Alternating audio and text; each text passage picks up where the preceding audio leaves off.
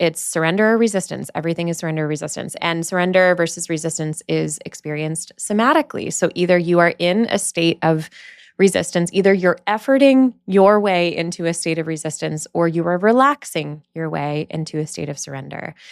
And that feels like something, and they are very, very different from, in fact, even quite opposite from one another. And depending on which of those frequencies you are tuned to, your life is going to unfold in alignment with the story you're telling yourself about how it feels to be a person, either in that state of resistance or in that state of surrender.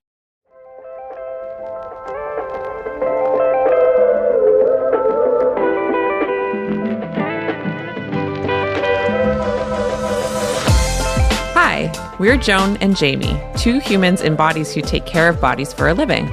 We created this podcast as practical medicine for bodies living through this disembodied time. We want to invite you to come sit with us and experience the beautiful, loving, complex person that is your body. Well, hi, Jamie. Hi, Joan. We're back. We're back. Season 2, baby. Oh my gosh, I'm so excited. I'm so excited. I had a little nervous butterfly energy in my tummy all day today. Yes. And like definitely that anticipation, the both like, ooh, how's it going to be? But also like, yay. Because honestly, like the difference between when we're making this podcast and when we're not is stark. Like, I like feel my that life is too. fine. And I'm curious what you mean by that. Help me find my language for it, if you will. Like, and it might have been also that we stopped recording and then it was the holidays. Yeah. And so I will just say, I just felt like some of the most dissociated I felt in a while. Hard same. Being in the holidays and just the numbing effect of it all. Good gracious. And so maybe that's part of it. Sure. But there was something about like being in the practice about directly talking about my body and other people's bodies that felt like, and with you, where you're bringing all of your like amazingness, and I'm like, my mind's being blown, and I'm like, oh my gosh, and like, I just like felt it's like a spiritual practice of like reminding me about her in a way that's different when it's more sort of just up to me, honestly. Yeah. How about you? What was different for you? That language was very helpful and actually reminded me too of, because I do my hands-on work for the most part in this kind of residency format now. And so I did a residency in December and then didn't go in January, but did another one in February. Basically, I did October, December, and February. So 2-month span of time in between those. And similar to my coaching work, where I'll notice like on a day where I have like 3 people scheduled, interestingly, there's like a theme that emerges. And even more interestingly, that theme tends to feel really resonant with something I'm experiencing or processing. I've come to find that the people I have on my table during these residencies, similar thing. There are themes emerging, and just everyone, myself included, in December was like in a state, just really needing, like almost just like getting into the room and just like collapsing on the table and just being like, help, and I was to the degree where in February, the last time I went, because I'm getting ready to go again in about a week, I was unknowingly anticipating that everyone would have like enormous need again. And for the most part, everyone's like, I'm doing pretty well. I actually kind of need something more energizing than stabilizing and relaxing. And that kind of tracks. I mean, it's February, the dead of winter. You kind of want something that's going to enliven you a little bit. But in December, holidays, etc., lots of different reasons, it definitely felt true to what people were expressing to me in my facilitation, and also true in my experience that there were moments where it was like hard to get to myself.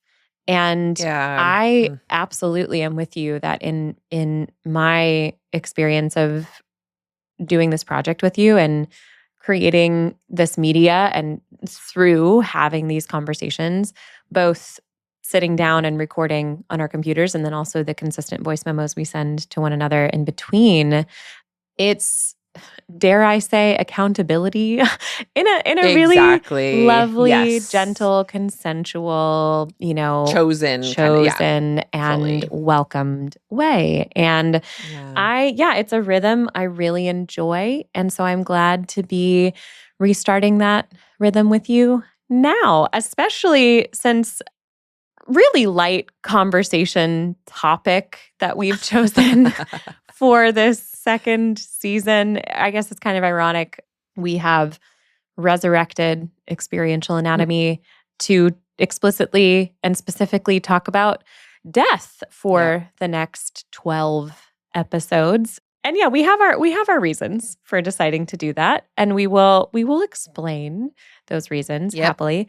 But before we get into that, let's resurrect one of my favorite parts of this process. Yes. Our opening Our process. opening.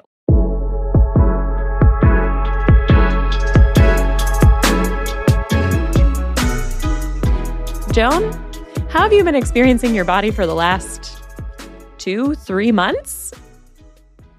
I mean, all the ways, right? So Yeah. like I kind of mentioned already, like the holidays, it was really interesting form of, I would say just it was, you could say dissociation or numbing or something. Like especially I spent a week out in Edmonton, Alberta with my in-laws, and but it wasn't like dissociation because this is all so terrible, but it was just sort of like the frequency on which everyone was living, including me. Yep. And it was real cold, and you mostly stay inside, and there's lots of screens, and there's lots of snacks, and there's lots of staying up late, and kind of giving myself permission to let that be what it was, instead of like then judging like, great, I'm off a wagon of some kind or whatever. You know what I mean? Like for me, being like, that's what this week is, and like leaning into it, then I look back and I'm like, that was its own kind of time. It's fine. It's so fine. It was its own adventure. It was its own experience, Yeah. And then since then,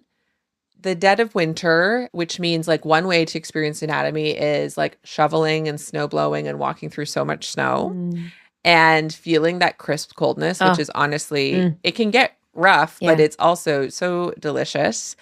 And especially when you have little ones that are just eating the snow and rolling in the snow. And some of my favorite like sort of somatic memories of this last while have been, we have this like conservation area near our house that we have like an annual membership to, so you can go as many times as we want. We like discovered it during the like lockdown years of the pandemic, and we still try and go back, if not every weekend, many weekends. And there's a little lake on there. So in the summer, there's a crappy little beach, but then you can like play in the sand and go in like the pond scummy water. It's delightful. And then so many geese. It's like, anyway, just don't drink the water. That's actually exactly what I was picturing, because Canada. Yes. Canada, all them geese. They own half of it. But then in the winter, especially this winter, it's been cold enough, thankfully, that the lake's fully frozen and people go out and ice fish, and then you can like walk on the lake, and it's just, it still gives me such a thrill. I'm like, I'm walking on a lake. Yeah, absolutely. What am I, Jesus or something? I'm walking on the water.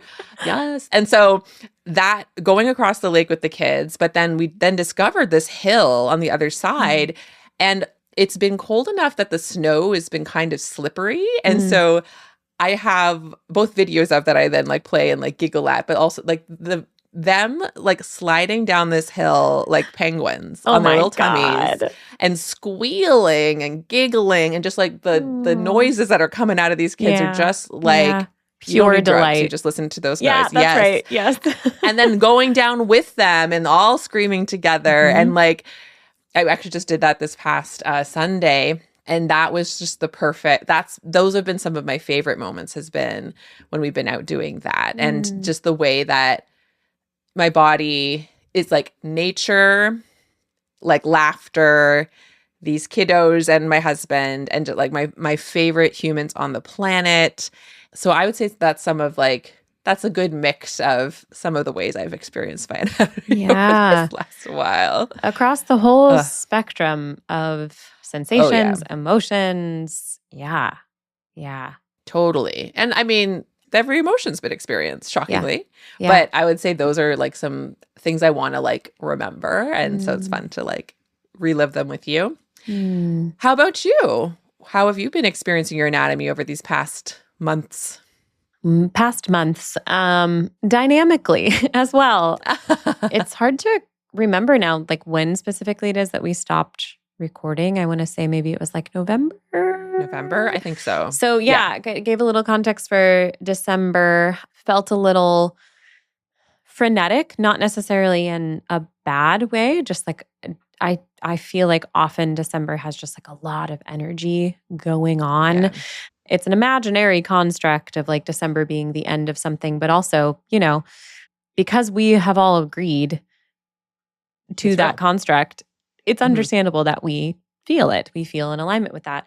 And because it's festive season, holiday time, there's often events and activities and things that sort of feel like they're almost creating friction with the fact that it's darker, colder, our bodies are wanting to slow down. And so, yeah, it always feels, it has historically felt a little bit chaotic in my body in December. And I have learned to just release my grip and go like, I'm deciding this feeling is a fun one. we're just gonna ride it out. We're just gonna keep riding it. And then, deciding to do that generally tends to lead to the much needed and very welcomed sort of like exhale of January. And this year that was also very true because I didn't travel back to Nashville in January because we didn't have training that month, which was great. So just got to kind of move more slowly and started to begin again. But then also, again, simultaneously was like really trying to this year lean into letting things move really slowly. That was a bit easier to do this year, not only because I wasn't traveling, but also because Tyler, my partner, got his vasectomy reversed at the beginning of January. So he was moving quite slow for a little while. Yeah, I bet. And so, yeah, it just felt kind of good to do what I could and then do what we could when the kids were here to just sort of like try and match his pace as much as like that at moments was uncomfortable for all of us, like him most especially. Yeah. And then February has been very interesting. The through line of this is like I live so far north now that solstice actually means something, or like post solstice means something. Apparently in January, 1 minute of sunlight a day comes back. In February, 2 minutes comes back. And then by March, you got like every day there's 3 more minutes of light. And also daylight savings is coming up soon. So wow, February really started to feel like things were speeding up and thawing out. And that has felt great. And if we're talking about the ways in which I've experienced my anatomy with it, I shared a little bit of this with you. The portal through which I entered into February was quite fascinating. I had a week where this has happened to me before. I threw up. It was not any sort of virus thing going around. I know exactly what it was. I ate a piece of cake when my body said, please stop putting sugar in me. And I was like, I'm going to do this anyway.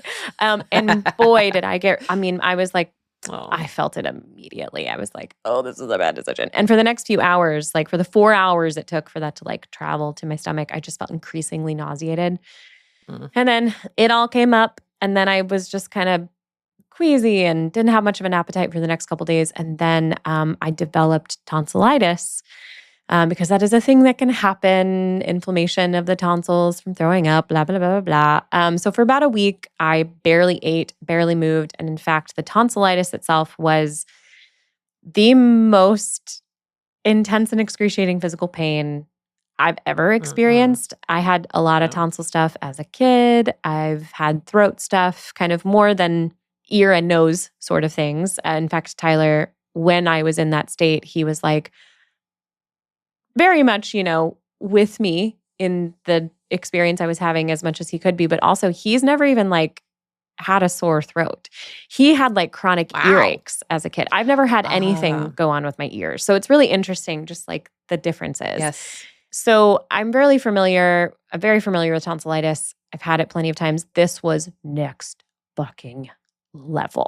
It was, I mean, I'm also a person that tries to just like minimize my use of painkillers as much as possible. Girl, I was Tylenol, Advil, Tylenol. I was back and forth, utmost dosage possible to just try and survive. Every time I swallowed, it was like shards of glass running down a throat on fire that was being rubbed with sandpaper and like stabbed with knives. And it was so fun. So intense. Fun. And didn't go away at night. And in fact, got a little bit worse. And so for 3 days, 2 nights, didn't sleep.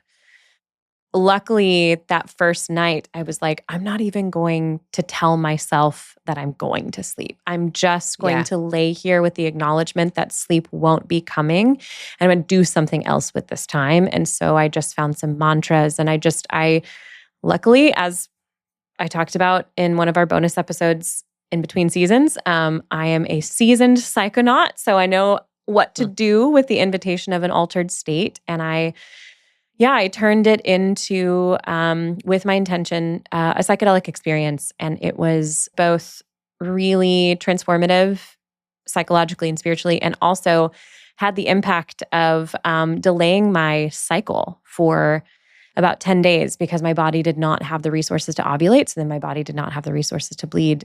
So I am now on the first day of my very delayed bleed. And I cannot tell you how relieved I am.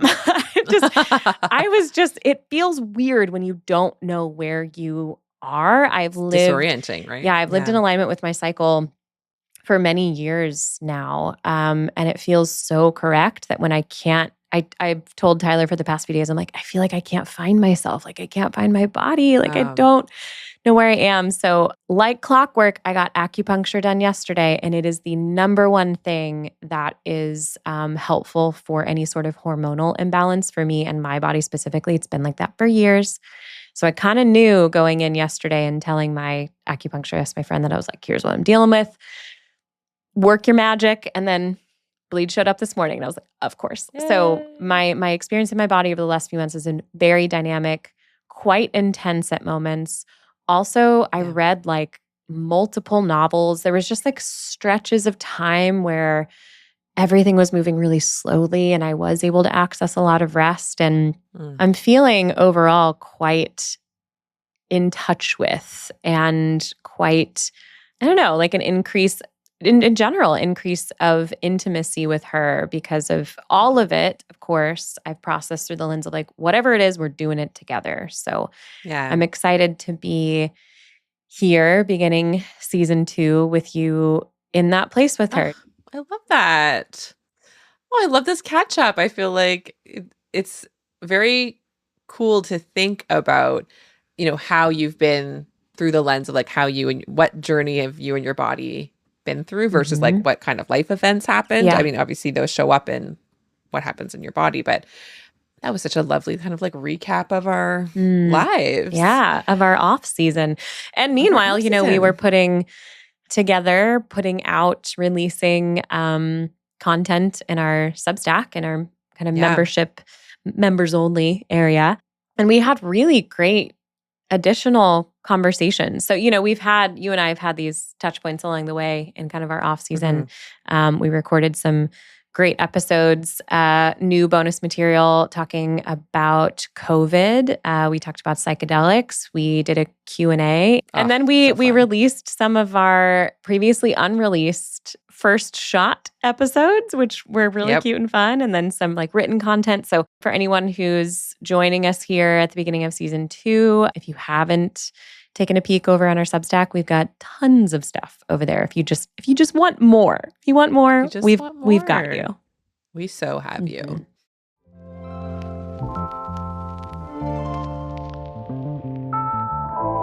So with that, should we dive into season 2? I feel like that was like a good little ritual to put the past behind us, if you will. Yeah. Which is very on brand and on theme because as we already said, this whole season is about death. Yeah. And so we thought we would spend this first episode talking about why we chose to talk Why? Just about why? death. And really building on like our last episode of last season was, speaking of these different principles, and the last one being your body is going to die.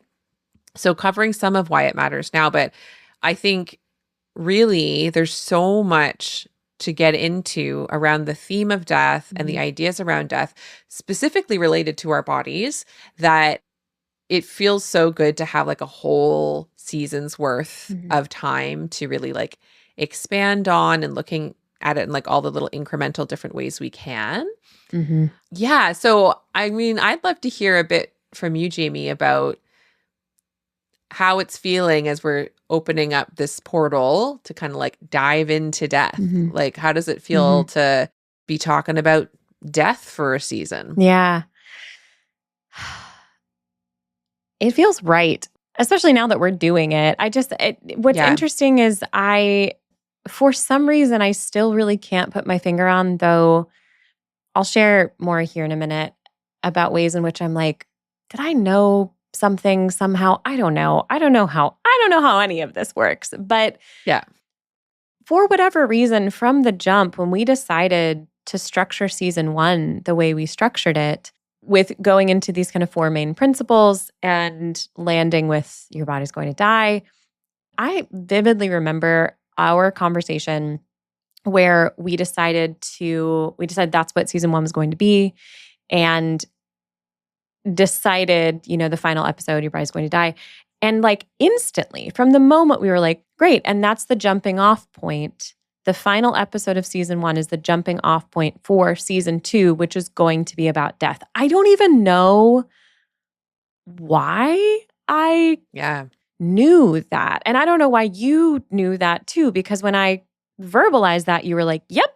Like we were both just like, that's clear. That's obviously like, what we're going to do. There was no point where we had season 1 conceptualized and we're wondering what season 2 was going to be. We were always like, we know what the first 2 seasons of this project are going to be. That's kind of all we know. We're starting to get ideas of what season 3 is going to be, which is really, really fun. But we always knew we were going to just be kind of like segueing straight from season 1 into season 2. And that bridge was going to be continuing the conversation about death. I feel like maybe if you had asked me this question then, or anyone else had asked me this question, why death? Because it deserves to be stared at. Like it really deserves to be engaged with at length, lovingly, and I use this word a lot, but intimately. Like it really deserves to be acknowledged. It exists in every room. And I think a lot of what's going on that's coming out sideways in our relationship with our bodies is our insistence upon trying to pretend like it doesn't exist in every room. And that's literal and metaphorical. Like, and here's the thing, it especially exists if you exit whatever room you're in and you I went on a big long hike today. And I was really feeling like, wow, death is everywhere out here. Like all this is death. That's it. Like death is everything, because anything that is alive is coming from something that was previously dead. That's something you touched on in our, Your Body's Going to Die episode that I just thought was just so beautiful, the way you put it about how like, in referencing your own living matter, your own body, that like once she decomposes, like she will be feeding whatever life is coming. It's just, why death? Because that's the only way any of this works. The only way life happens is because of death. And like I said, I think so much of what goes sideways and squirrely in the relationship we perceive ourselves to have with our bodies, or the ways in which we perceive our bodies to be doing things to us, is precisely because they really need us to not just acknowledge, but to consistently live with the acknowledgement of the ever-presence and increasing closeness of, the longer you live, the closer death will come in every way. Our bodies really need us to live with a fully present awareness of that. And when we're not, shit gets really weird. We really drop out of self. And so that's still true. And that is, I think, what I felt the whole time. And what is so fascinating about this moment is that in the last week, in the last less than a week, I received some news. Well, everyone in my family has received some news about my mother's health that is right now in this exact moment still, as far as concretes, still a bit of a mystery and will continue to be a mystery for a little while. We have a road ahead of us. Yeah. And the way that my body and I have been processing this information since this all came up only like 5 or 6 days ago, I can't pretend like death isn't coming at some point for Yeah. her.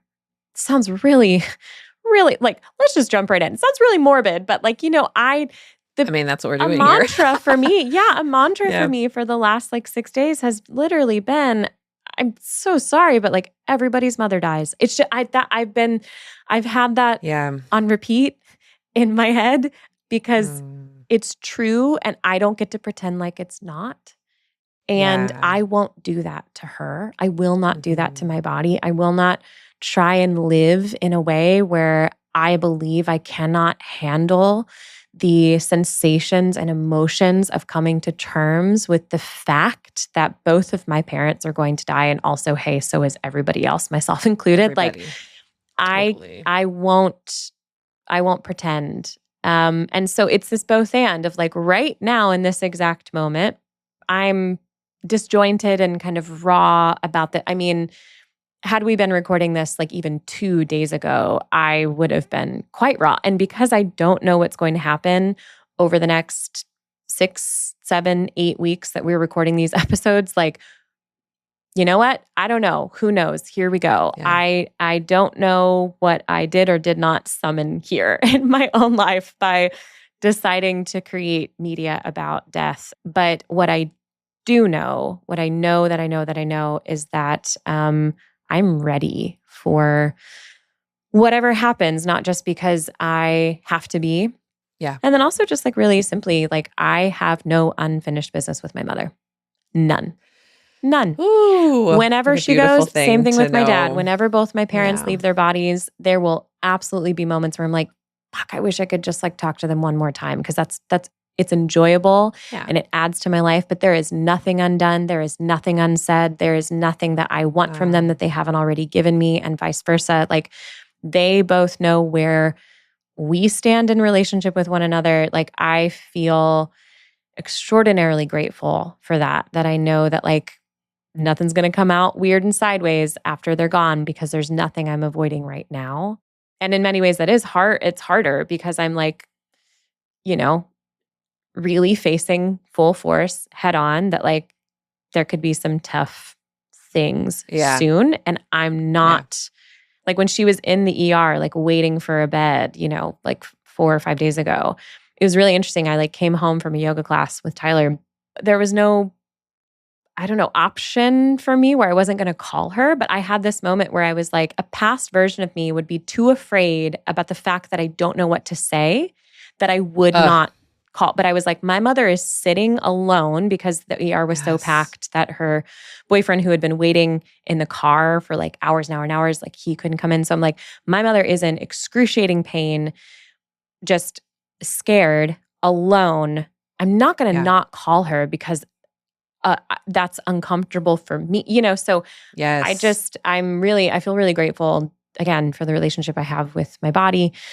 Yeah, we'll see where this goes. And I'm just glad we're doing it. I'm glad that we're having these conversations right now. I'm glad that we are going to be bringing on 2 friends as guests who are extraordinarily knowledgeable and wise regarding death. I can't wait to talk with them here. So that's my lengthy answer for why death. So I'm curious for you. Why death, Joan? Why did it feel right? It's funny. So like when I remember that you suggested even just the order of it, like you had the principles so clear in your mind for season 1, which makes sense because this is like your body of work, your like thought leadership is like this stuff.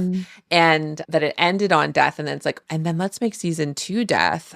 It came from my body rather than my brain. Yes. Yep. Honestly. Yep. Because I was like, I don't have reasons but my body's like, yup. Yeah, same. And then I also did not have reasons, but my body said yes. Perfect. So like, and maybe she still has more to reveal about why it was a yes. You know what I mean? Like, I feel like the process of making this will reveal why our bodies were clear on that death was the next thing. Absolutely. It also makes a ton of sense. I mean, just the sense of like, I really have felt some of my most alive and most deeply in my body in moments where I was aware of the fact that my body was going to die or someone else I love, their body was going to die. Yeah.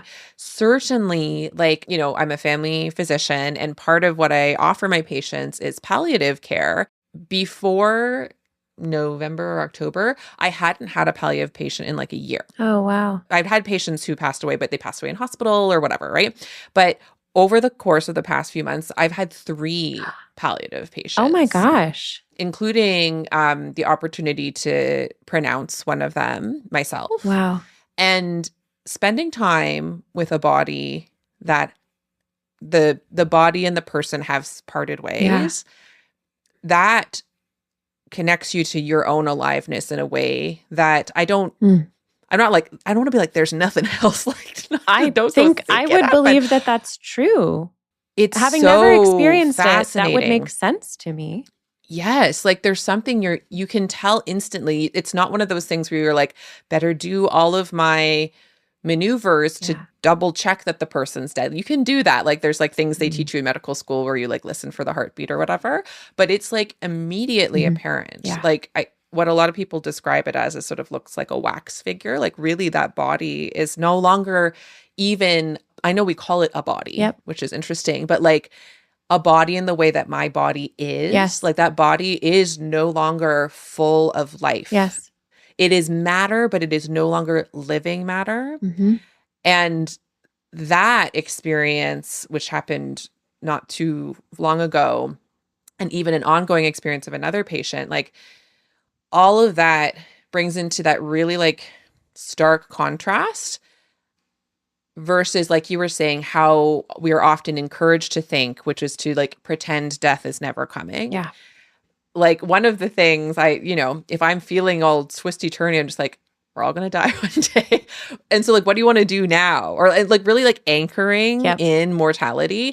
It is the portal to knowing what matters most to you.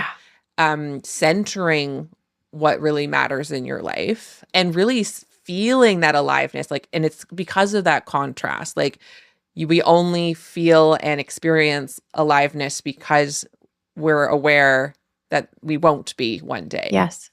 Like otherwise we'd just like be a rock. And even a rock, who knows? Maybe there's sentient rock and we're like, one day I will crumble. Because like rocks actually aren't static either. There's like, what's static? What is static? Like literally nothing is static actually. There's always a way it can like crumble or change.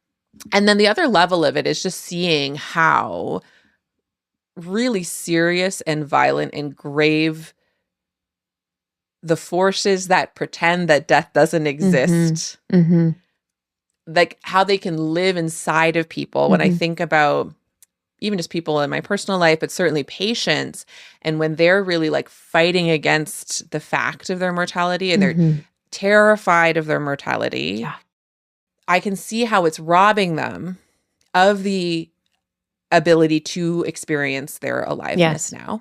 When you're terrified of something, it's the only thing you think of. And then you're like pre-living something, which is probably not even what it's going to be like. But like now you're completely out of your body because you're in this future realm, right? You have vacated the present moment. Yes.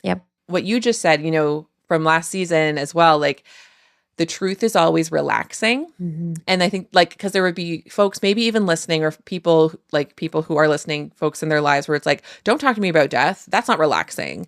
But like, I'm going to die. You're going to die.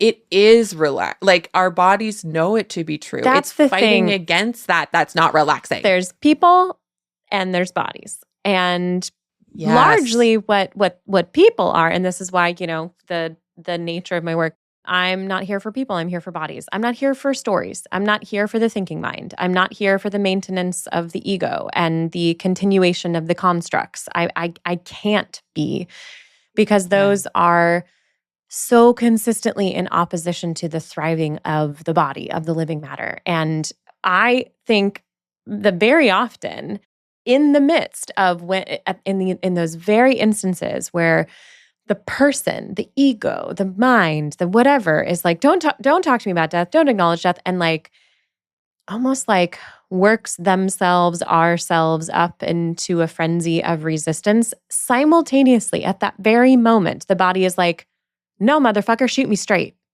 Like, come on. Because Oh my shoot God. straight with me, shoot straight with you, just shoot straight, because Tell me. it is inevitable. It is like, Yes. it is the only thing that's certain, really, is that, anything that is alive is only alive precisely because there is a future moment where the aliveness is no longer. It's still a body, but it's not really a body. Like, this is what, we have the language of the cadaver. Like, a body becomes a cadaver when like the life force is unplugged, and it's in an instant. And just, I felt it so viscerally when you were like, sure, you can like check the pulse. There's metrics you can measure, but you just know. You just know. When you are in the presence of a body that has in an instant become a cadaver, because the animating life force of that body that made that body a body is no longer. Wow. I am looking forward to what I feel like is, the inevitable future moment, possibly many moments where I help people leave their bodies. And in fact, who we're going to be talking to next episode is one of my closest friends, who that is one of many things she does for a living, Caroline Lee. She's a death doula. She helps people die. And then she helps people who remain living when their loved ones have died come to terms with that. She helps people prepare for both their deaths and the deaths of their loved ones. And it was interesting, Caroline and I traveled together back in 2022 during my big, life-changing sabbatical. Our eat, pray, love journeys sort of temporarily intersected in Portugal before she went to go walk the Camino de Santiago. And I was at the end of my journey and was getting ready to come back to the States and have my own death of sorts by getting into codependence recovery. And in fact, Caroline is the person that when I was just early weeks of coda in a tizzy, she lovingly cut me off like mid, just hurricane coming out of my mouth, and a phone call with her. And she was like, Jamie, it feels like you're dying because you are. And I will never forget it, because if anyone is qualified to say that, she would know. Caroline would know. And she'll share more about all of the different ways in which she has held death in her own lived experience. And I'm excited about that. But I have such a deep desire for people to be able to die well, in ways that are to die with dignity, and to feel surrounded, and to feel safe and loved. And increasingly, because to your point of what you said a minute ago, of just like that, the energy of the denial of death is almost just like, put it over there. And then when people are actually dying, it's almost like, put them over there, put those people over there. And so the fact that you've gotten to like bear witness to, hold space with, and so has Caroline, like I'm so excited to have these conversations. And I don't know if it's weird, but I'm looking forward to the day where I get to like be present with someone as they leave their body too. All the best things someone's going to think is weird. I don't think it's weird.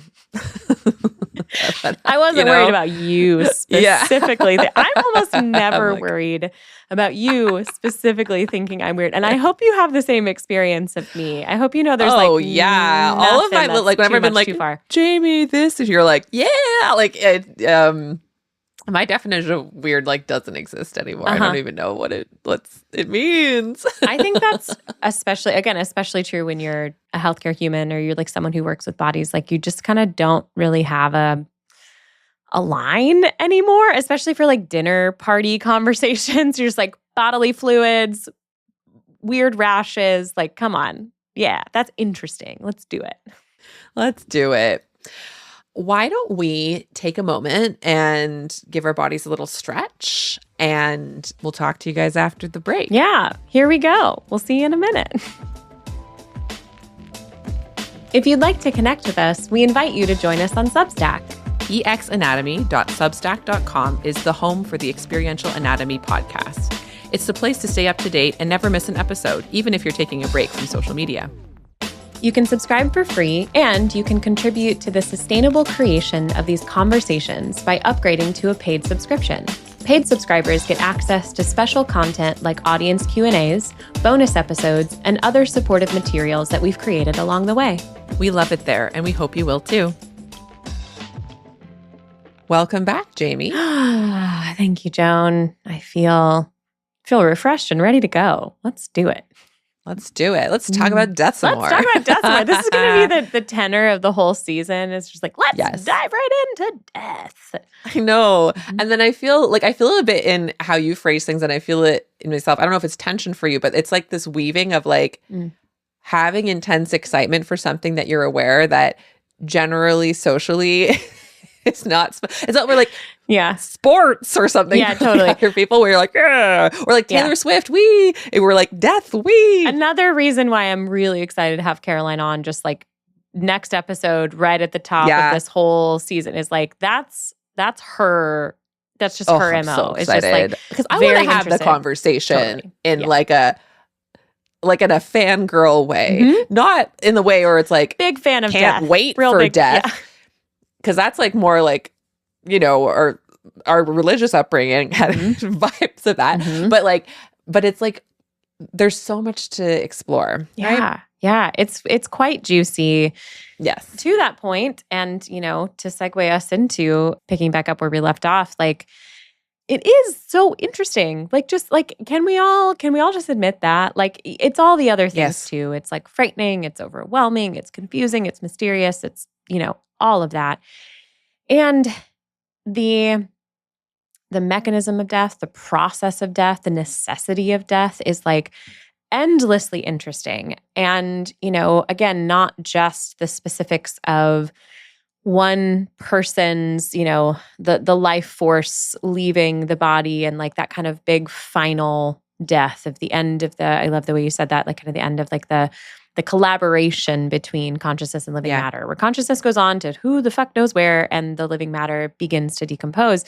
It's also just like the death in the everyday, the continual necessity of allowing things to die for the express purpose of allowing things to live and to grow and to renew and to resurrect and reemerge, and how, again, there is no real fundamental aliveness without a surrender to that constant process while living.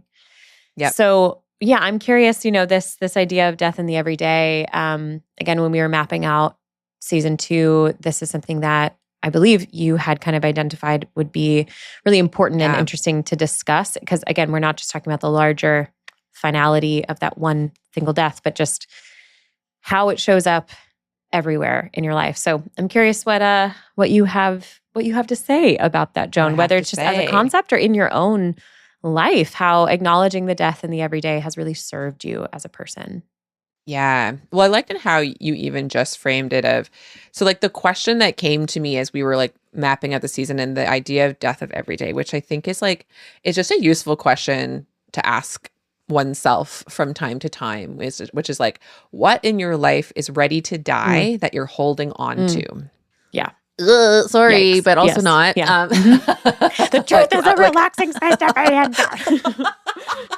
Like, I have to just yell at you, like, I swear it is. Yeah. I promise. So good. Because it's so really like, oh no. Yep. I'd rather stay unrelaxed in the denial, actually. And your body goes, no, you wouldn't. No. I know that my brain thinks I should. So not only because it needs to die, and so now you just have to just face all of this sadness that this thing, whatever, or multiple things that maybe you've been holding on to that it's time to let go of. But also, like you say, to create space to allow for the new thing to be, whether it's that something about it will be reborn or something else will grow out of it. Like you think of all the different things in nature of like you need things to decompose and that's the fertilizer for the next. And like the different avenues I immediately think of, like one is definitely like identity stuff. Oh boy, like yeah. I think about times in my life where really what was holding me back from like, working on changing a behavior or working or deciding to take a certain path is because I was holding so tightly to an identity that felt like I couldn't survive it if the identity died. Like a very clear one to me is the identity of being a Christian. And that one's got multiple layers because like literally then do I go to a different place or whatever? Like it's got, that's a whole culture you're leaving. And then also what does that mean?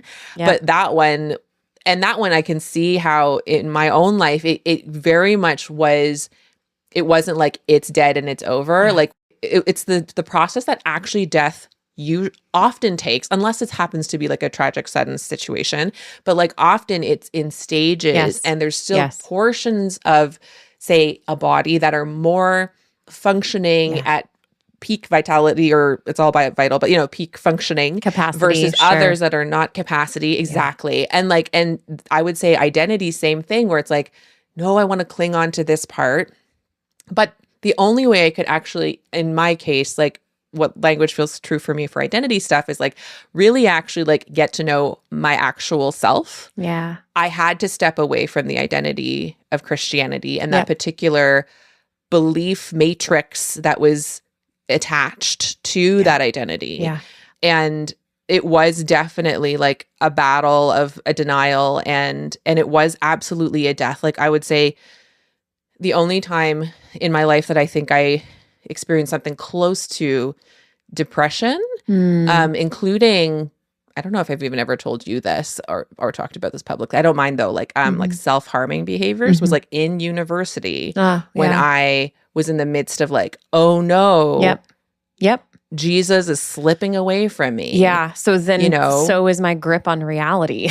Yes. And like, I am like, this is full on grief and loss and like, and it was, and it's interesting. That one has like multiple things that were dying at the same time. So it's like identity, also relationship. In this case, first of all, relationship with my best friend, who was Jesus, who I now was wondering if was actually my own voice in my head. 100%. And so that's a bit of a mindfuck, right? Yeah. So that's like a deeply important relationship that I so appreciated in high school was like, maybe you're not real. And maybe then no also, one's been there the whole time. Holy shit. What is that? Like, Oof. Okay, that's going to take some time. And like, that's a huge death. And then other relationships, like, and that was actually like part of the reason or like a lot of the stepping stones, the death blows that got me there was like some of my friends who had become Christians under my awesome evangelizing to them in high school stopped being Christians, like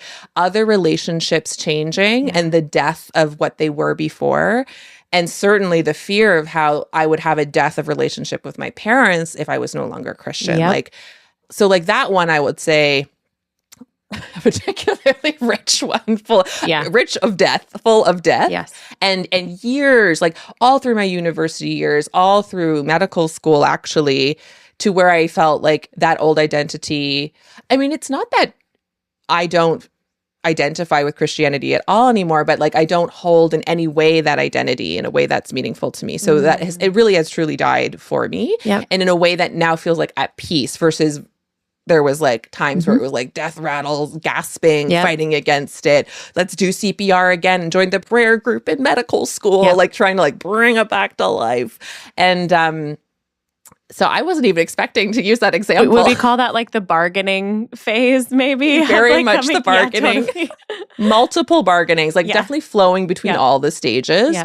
Very much. But like, so that's just a really rich example of how when you have the experience in language of death and what happens to us as we die and just all the rich cultural traditions we have around dying and grief, like if we are in touch with these other deaths, you have then some processes you can use and some like language you can use that means it's okay for those things to die. It's okay to like, and I will say like more recently, perhaps because I went through that like major death, other kinds of things that felt like I can't let go of this can't die, I have much more quickly and easily been like, kill it. Excellent. It's gone. Yes. Yes. One other example Yes. I'll give, that'll give you a turn to talk. But No, like, I'm loving this. the amount of times I've like, there's been a death in my relationship with my husband. Sure. Yep. And go. the Yep. mental way I've put it is like I've divorced him in my mind. Totally. And what it actually has been is I will be stuck in some kind of pattern of like, I don't feel like this is working out, and it's trapping me in some kind of way, or I'm seeing him in some way. And so when I like let go of like, well, what if then I divorce this relationship that I think I have to never speak my mind, or I have to, you know, so that's gone. That marriage doesn't exist. Yep. So now let's see what's left. Yep. And so far it's only been better. Yes, that's right. But say it's like, I refuse now. I'm like, you know what? This, I have to kill this part of how I'm showing up in the relationships, actually what's happening. Yep. And say that then leads to something about the two of us where we then no longer wish to be in a relational pattern with each other. Sure. That will be very hard and sad, but it will also be true. It will be true. Yeah. Yes. Yeah. And those little divorces, if you will, those have, I mean, they have saved my marriage. Like, that's why I am still married to the same person for sure. Yep. And I really think I was able to do it because I've gone through this like identity death process with Christianity already. Like, I can survive the letting go of a dogma. I can survive letting go of a tenet that I think is like core to my existence, because I have learned very core existency things are not necessary to survive. Yep. I've learned that. Anything or anyone that says that you can't survive the loss of it is lying. Yes. It's not. And almost always the things and people that we think are telling us that they're not, we're telling ourselves that. Yes. It's our own core fear of annihilation, which I do believe is just like the core fear of all other expressed fears. Oh, The real core fear of like attachment stuff is annihilation. It just all goes back to annihilation. And I think that is because we know it's the one we can't avoid. We know it's the one that is ultimately coming, but also it's not. That's the other thing also too. Not. It's not, like, because we are consciousness partnered with living matter. So like our bodies hold this awareness that like death is inevitable, annihilation is inevitable. There is no stopping that. And that feels like something, like when you really sit with and acknowledge that. But then also simultaneously, energy cannot be created or destroyed. Like, I don't know what the fuck we are up here, but like, I don't know where I came from, but my best assumption is that whenever I leave this container of living matter, I'm just going back to wherever I was before I hopped in here. And there's no ultimate end of that. So it's interesting that core fear of annihilation both is true and also is a lie. Yeah. It's a truth to be accepted. And also, after you've accepted it, then it dissolves. Yes, that's right. That's right. You got to accept it first, I do think. Well, you do, because again, it's either it's surrender or resistance. Everything is surrender or resistance. And surrender versus resistance is experienced somatically. So either you are in a state of resistance, either you're efforting your way into a state of resistance, or you are relaxing your way into a state of surrender. Yeah. And that feels like something, and they are very, very different from, in fact, even quite opposite from one another. And depending on which of those frequencies you are tuned to, your life is going to unfold in alignment with the story you're telling yourself about how it feels to be a person, either in that state of resistance or in that state of surrender.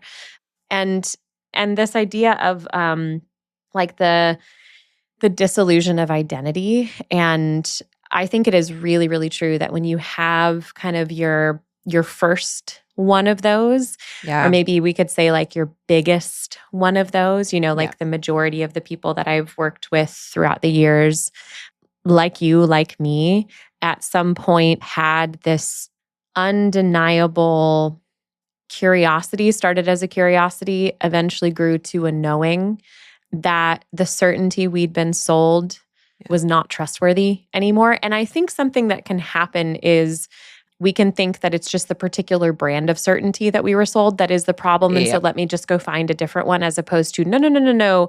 What that portal is supposed to be inviting you into is the fact that this thing, this process of, oh, oops, it's just groundlessness again. That is all of life. It's just that. So that first or biggest life death, kind of like deconstruction, we might say, or like loss of identity, is meant to, I believe, invite us into, once again, the kind of surrender of an acceptance of the fact that like this is all that there is in the process of being alive, is just this constant construction of and then deconstruction of quote unquote identity. And once again, everything is a story you're telling yourself about what's happening, right? So you can either hear what I just said and be like, fuck that. That sounds horrible. I'm going to tell myself that can't possibly be true, and tell myself, like, let's go. I'm sure there's a certainty to be found that I can cling to that will be unchanging and permanent. And so I'm going to, orient my life in the direction of insisting upon manifesting that for myself. You could do that, I guess. I mean, people do it all the time. And in fact, like people like you and I who want to live in alignment with truth, we are also still doing that unknowingly and sometimes knowingly every day. Yeah. Or you can, and this is once again what I love about law of attraction, you can joyfully gamify the fact that, as Abraham says through Esther, and these kind of fundamental principles of law of attraction, you can joyfully gamify, surrender to, the gamification of what I came here for is to just continually discover the new things that I most like, the new things that make me feel the most good. And fortunately or unfortunately, however you want to slice it, in order to have or do or grow into those new things, which by the way, you can't ever get it done. Even when your body goes, even when the consciousness separates from living matter, or as Esther will say, when you croak, she loves to call it croaking. I know she will say, like, specifically, like, the reason why she uses that word is because it sounds so irreverent, and because she's like, death isn't. What's death? You reemerge back into non-physical. That's all you're doing. You go back to where you came from. You can't get this done. And so you can't get it right or wrong. And so the point of doing it at all is just to enjoy the doing of it. And so what the human experience gets to look like, if you are willing to surrender to like the thrill of it, the fun of it, is you're here to constantly experience new things and learn new things. And as she says, to experience the variety and contrast of what all of this has to offer. And in that experience of the variety and contrast, you are meant to develop preferences. And those preferences are actually meant to change. So the inevitability, the surrender to the inevitability of change is vital for thriving. Yeah. It's vital. And what does that really mean? You have to become comfortable with the previous thing, whether it's your perception of yourself or the religion you identified with, or just like the thing you did yesterday that was most interesting and felt the most good that you totally anticipated would feel really good to do today, but for some reason it doesn't. Like, can you just let all of that go and just be here now and just say yes to what is emerging in this moment? And the idea of saying yes to what's emerging in the moment, the being present, being here now, that all sounds great. The thing that often isn't talked about or isn't just like overtly named is that in order to do that, you have to be able to let go. You have to practice withstanding the discomfort, the somatic experience of death. And I was sitting with and was like writing some notes about where and how this is showing up for me the most right now. And like what identity, because there was definitely a time where, similar to what you were describing, there was a past time where like the identity that felt most strong and like core to my being was Christian. Definitely not anymore. Well, and it's funny because if I think about it, then like the very next identity that felt most core was like not Christian. Like Evangelical. I'm evangelical. Right. Yeah. Exactly. Mm-hmm. And now I'm kind of, again, listen to the psychedelics bonus episode if y'all want to hear like what the fuck happened there with like why I'm just like, I don't have a commitment to an identity anymore. I mentioned to you before we started recording that a companion to me over the last even just a couple days has been this concept, this word and this concept of the bardo. In Tibetan Buddhism, it is the place, the liminal place in between death and rebirth, where what was is no longer, but what is going to grow out of that compost, what is going to emerge, what is going to be born anew is not yet. And so you're just right in the middle. And I'm in the bardo currently regarding my identity as, and the only way I know how to say this is as a woman who isn't a mother.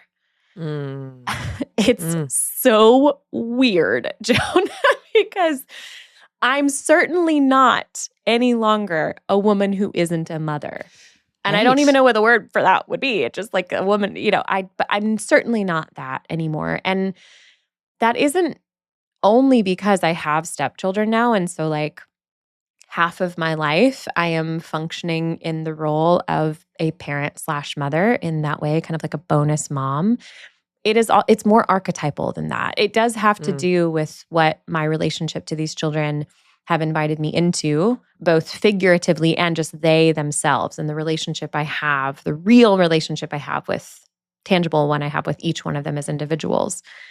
But it's more than that. It's deeper than that. It runs parallel to that. It has everything to do with like the soul of the being, possibly more than one, who knows, but I know at least one, that I'm alive in this body in this lifetime to bring forth here. And I have felt her come increasingly closer and closer and closer. And I am also quite comfortable with just using that gendered language because it's in my own personal process. I am quite aware she's my daughter. And like, I'm so comfortable with like, I'm both comfortable with mystery and also just like, I'm not going to pretend like I haven't like really felt the clarity of like this part, but she's not here yet. And also like, I'm not ready for her to be here now, but I am not who I have been when I was operating under the impression that she would not ever, there would be no her or him or that. Like it's hard to talk about because I'm in the bardo, right? Like I'm not who I was, but I'm not who I'm becoming just yet. And it's a really interesting place to be. And again, to your point of whenever I remember that I have lived through plenty of disillusions of my former identity, I'm just like, okay, yeah, we can withstand this. And then, I've even been, as I'm in this bardo, I'm getting the gift of thinking a lot about and processing a lot about like mother. Like, what does mother mean to me? What does motherhood mean to me? How do I want to do it? What are my values and ethics, both regarding how I want to feel and also like, what do I believe about proper human development and what will that necessitate from me and my ability to offer my full presence and the ways in which I do and don't want to maintain my career, the ways in which I do and don't want to maintain like an online presence, or do I want to work on my next book, or does everything go on the shelf until my children are adolescent? Like I'm getting the gift of sorting through how I feel about all of that right now. And the main thing that's coming through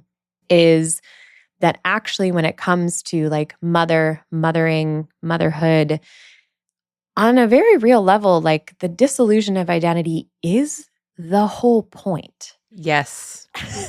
Yes. And that right there is the thing that I'm like, I'm really in the bardo about that, because there's a part of me that's like, I can't wait. I'm so ready. Just like give me the ecstatic surrender of just like I don't want to exist, And there is still the part of me that's like, no, like, I want to keep being who I thought I was, not so much because I even want to, but just because like it's hard for me to imagine what, oh my God, without that, then what? Like Yeah. it's hard. And so yeah, this is all really difficult to put language to, No, but that I'm idea following. of like mothering is actually fundamentally, it's disappearing. And the more Yes. we resist that and try and like cling to, if we want to put it in archetypal terms, like cling to maiden, which I think in many ways it's Mm, like maiden is the beginning of like, it's the discovering, mothering is the dissolving, and crone is really the re-emerging. It actually is kind of like birth, death, resurrection, just in like the mm, like archetypal mm. phases there. But Wow. yeah, oh yeah, we can talk about this more. It's been, and I want to be talking to mothers about this more, about like, how has that shown up for you? Like, what has that felt like for you? How have you resisted versus surrendered, to that Yeah. experience? So yeah, the idea of like the death in the everyday, I have felt very invited into expanding my capacity to tolerate the discomfort of disappearing Yeah. lately. And Mm, yeah, again, we'll see the interesting ways in which that continues to evolve and express itself throughout this season. period. Yes. Oh my gosh. Like I'm just taking in, first of all, the concept of Bardo. So Mhm. beautiful. Also, there's like a restaurant in the town that I practice that's called Bardo. And I'm like, is that what they're Interesting. referencing? Or I anyway, don't know. I Huh. gotta go. Hmm. I thought it, anyway, I think it might not be, but also do they know about this? And Maybe there's multiple definitions. multiple, I could see that Part actually. of me Maybe it's hopes like though, and then part of me hopes not. And they really did name their restaurant they after don't even that. know what they were inviting into Yeah. their Yes. restaurant. It's such a helpful, like it's sort of like, that I'm just tucking it away with all the other like messy middle, or like you're the goo that's not a caterpillar anymore, you're not a butterfly yet. Like, that sort of Hmm. liminal space, I think is another word people use, right? Like Yes. it's the process of transformation. It involves dissolving and messing Yeah. up and destroying, or just, what Yep. dying, Yep. like killing, whether you kill or Hmm. it dies, all that's come before to reemerge as something new. I just think that's so Yeah. potent. And certainly, absolutely becoming a mother did that for me for sure, Yeah. in ways that I Yeah. think, because of where I was on my journey, like I'm so fascinated to watch you on your journey, because Hmm. so much of this discovery process for you happened pre taking on the mother Hmm. journey. And for me, I absolutely, like, a lot of my awareness happened like because of and in the midst of Yep. mother, and including like Yeah. ongoing right now for sure, like Yeah. the deep humbling over and over Mm. and over again, and the Hmm. dissolving and the Hmm. surrendering and then the resisting. And there's so many cultural narratives about being a mom that then Yep. weave through.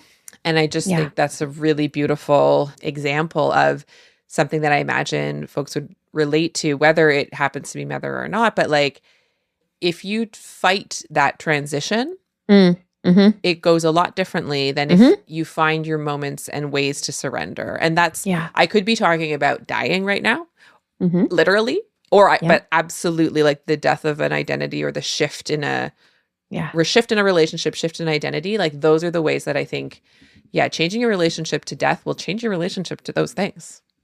Changing your relationship to death will change your relationship to life, really, is I Yes. guess a way to put it. Because how could it not? Like I think it has to. Just Yeah. acknowledging impermanence. And in fact, Pema Chodron has a book about the Bardo that actually Tyler just told me last night. She writes about the Mm. Bardo, but she's been a companion to me for the last few weeks. During my last yoga teacher training a few weeks ago, I have this relationship to my teacher's bookcase where like I'll just like I'm learning to not bring books with me, because I'll just walk over to this, this bookcase, like built-in bookshelves on this like whole big wall, and I'll just walk over and I'll just wait until the one that's Cool. calling me calls to me. And this past time it was When Things Fall Apart Mm. by Pema Chodron. And in one of like it's just a collection of essays. And in one of like the earlier essays, maybe possibly the first one, she essentially just says the quiet part out loud, where she's like, all there is just continual surrender to the reality of impermanence. Yep. That is it. And so that is a way to speak of death. Yeah. That is a way in which we could understand death. That's a name for death. Death is a name for that, of just the constant surrender versus resistance regarding impermanence. It's that. It can be conceptual, I think, but it isn't just conceptual. It can't ever be just conceptual. It is somatic. It is something Yes. lived, felt, experienced in the body. And in fact, like, I think the directionality of that is it's in the body first. The degree Yes. to which the fear of annihilation is active in our vibration, maybe we'll say, active in our unconscious body mind, active in our nervous system, determines the thoughts that we think are just like coming out of nowhere and have nothing to do with anything. So yeah, everything comes back to that surrender versus resistance. Yeah. Oh my gosh. Okay. We could talk about I think this maybe it's for time to let this episode multiple die. more. Yes, I think it's time to allow the transition out of this episode because that's why we have a whole season's worth of it. Yep. Because we could keep going and we will keep going. Yeah, me too.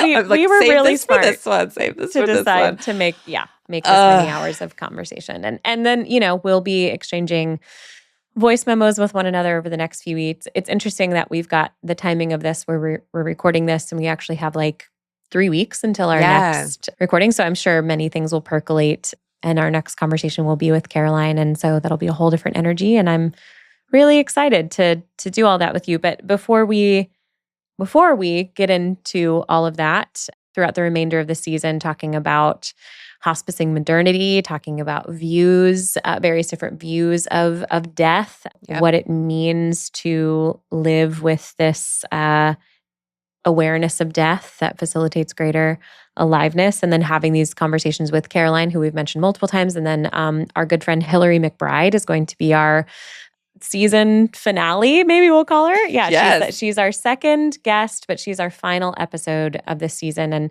we're excited to meander through these conversational halls with her as well. So lots to look forward to this season. But before we can get to any of that, Joan, I have to ask you. Yes. What part of your body, that was a very cute way of saying yes, by the way. That was really cute. Yes. This is fun. This is like, I think I'm just now realizing this is my favorite part. This is my favorite part of recording these episodes. It's such a good part. Expressing and or hearing your expression of like, what part of your body would you like to extend gratitude, appreciation to today? What part of your body would you like to dedicate this season 2 opener episode to today? Oh my gosh. It's funny because we, in the break, chatted about, and like it came to me what I wanted to say. And then the rest of our conversation we had gave it like the part of body I'm going to appreciate even other layers. Yes, you little sneaky poet, you. I can't wait to hear. I cannot wait to hear what you're going to say. Oh my God. So the specific, like geographically, I'm looking at, I guess it's technically all 4 of my fingers and not my thumb, but really I feel it in my 2nd, 3rd, and 4th fingertips of my left hand. Mm-hmm. And the system of the body that I am wanting to really appreciate, I don't actually know the medical name of the system if we have one, but like the dermatological, the skin process of forming calluses. Mm-hmm. And so really like the very specific thing that I am appreciating is how my fingertips on my left hand have formed these calluses over the last several weeks because I've been teaching myself how to play the acoustic guitar. Yeah. As you will know if you listen to season 1 or on the Substack where you saw me, I had already learned how to play the ukulele. Mm-hmm. And so I already had like littler calluses from that, but it's like a whole other level now that you're like the strings are firmer and harder. And the process of getting those calluses was really painful. Like, which like my tissue was damaged. Skin cells died. For me to learn to play the guitar. Fast Car by Tracy Chapman specifically. Yes, Fast Car by Tracy Chapman being one that now Jamie has invited me, and I will. I'm fixated on this now. I've got to now learn it well enough to record it. Boy, so excited. I actually am really excited because it feels so good to play and sing that song. I don't know. It's one of those, you're like, yes. But then it's so beautiful that like, so like, yeah, in some ways it's like, oh, I've damaged my skin. And it's only if you think of it as damage to have this part of my body to now have taken on a different form that it did before for a purpose that is absolutely like delightful and joyful and connects me with the rest of my body for sure. And so just to say, like, these skin cells didn't die in vain. In vain, yeah. And now there are these beautiful other kinds of skin cells. Like, my body created these calluses. They're still a part of me. Yep. And what they do is they protect me from ongoing pain because basically they've decided, oh, you're going to continue to use this little part of my body repeatedly in a way that if I don't grow these calluses, will continue to hurt you and damage you. But we are accepting that this activity is safe, and we like, the callus means it's accepted it, and it's just grown my body. She has grown the thing that I need to continue to do this thing. Yeah. That's wild. It's very cool. I just am in love with it. And the only way it happens, like, calluses are death. Yes. Like, that really, I mean, yeah, the poetry of this is almost too much. Like, just, it's incredible. Like, what? Yes. And what a beautiful death. I mean, there are plenty of other instruments to play and ways to make music that, like, you know, expend energy and kind of cost you something to, like, play it or learn it. But the reason why I could never really learn guitar, it was very specifically because I couldn't stomach the necessity to develop calluses on my finger. Like, that death process was, like, too uncomfortable. Now, granted, I'm talking about me at 17. It could be different now. But it's a meaningful, purposeful, beautiful death. Oftentimes, I will remember when I'm listening to music being played that it's a good, like, whether it's one person playing a guitar or like a whole piece of music where there is a guitar involved, I will occasionally remember the embodied experience of how that guitar sound is being created, and how the fact that, like, if there's an ease, if it's a really excellent guitar player and there's an ease with which they're sliding up and down, I'm just like, holy shit, the process that person, that body went through to be able to facilitate what sounds so beautiful and what sounds so effortless now was very effortful, very painful, and was innately a process of death and dying. And so I think that that's so poetic, so appropriate, so profound. And I'm excited to watch you learn more. I'm excited to watch your body die more as you continue to learn this instrument. Me too. Honestly, it's just brought me so much joy. It's just so singing and playing at the same time. It, like, and just certain songs that just, like, hit the core of you and, like, fill you from the inside out. I am so grateful that for the pain that I've gone through to get to the point where I feel like I'm capable of doing it in a way that feels satisfying. And I just love it. Now that we're here at the end of this episode, man, it's good to be back. I'm glad to be back. I'm glad to be doing this with you again. And I'm looking forward to everything that's coming next. I mentioned a few of the things. Is there anything that you feel like you want to say about what else is coming? Yeah, so we mentioned our two guests. We talked about, like, one of the episodes is going to be about, like, how our systems are dying, how structures and systems are dying. And that will include this concept of hospicing modernity, which is not our concept. It comes, at least I know it from a book called that, Hospicing Modernity. And it's just a very helpful idea, in my opinion. Yeah. The idea of, like, how the current Western allopathic medical system thinks about death and what is and isn't helpful about that, and how that's expressed through the medical system. And then, religious ideas of death. That was the other one. So really just trying to cover from all the angles that feel meaningful to us.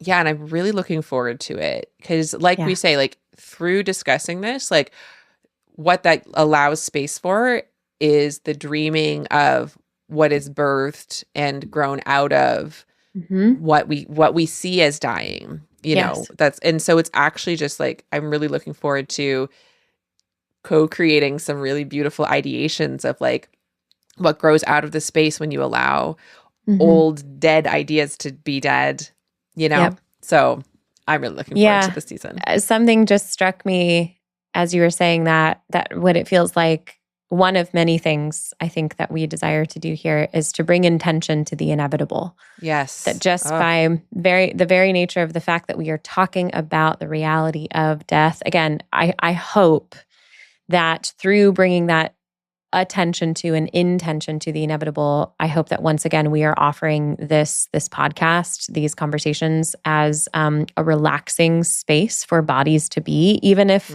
there is some tension, friction, fear, complications in the sensations and emotions arising in the people listening to this. I'm hoping, I know that you are too, we are both very much hoping for the bodies of the people listening to us talk are having the experience of, oh, yes, okay, my reality is being acknowledged. My inevitability, there is intention being brought to the inevitability of my experience as living matter. And that's what we're here for. We're here to offer support and care to bodies. We love you, bodies. We love you, bodies. Yeah. I really feel that. I'm like just really feeling connected to all the bodies who are listening and the people that inhabit them and the whole deal. So thank you, everyone who's listening, honestly. Thank you, everyone who's listening. Thank you, everyone who's joined us over on Substack. We've had quite the uptick in subscribers, I guess is the word. We need to come up with like a cute, clever word for like, the people we're hanging out with over there. But quite an uptick from season 1 to now. And so, we're having a really wonderful time over there with all of you. So thank you for joining us there. And especially for those of you who are paid subscribers, thank you so much. It's such a gift to be able to feel that tangible support. We are so grateful for it. And, we are grateful for however support shows up from all of you to us, energetically, financially, and otherwise. So we're just glad to be here and glad that your bodies are here with us. So we will see you all next time. Bye. Bye. This is Experiential Anatomy. Thanks for listening. I'm Joan Chan. And I'm Jamie Lee Finch. Experiential Anatomy is co-hosted and created by us. Amber Wyndham is the editor. Julia Wyndham is the supervising producer.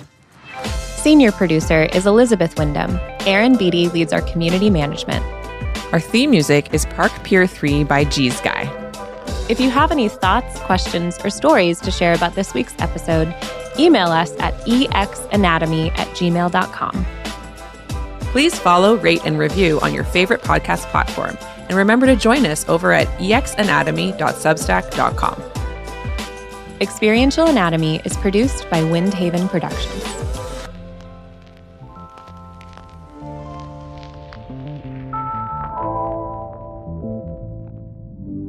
And we're back in the game. Here we go. Back in the game, baby. Season 2.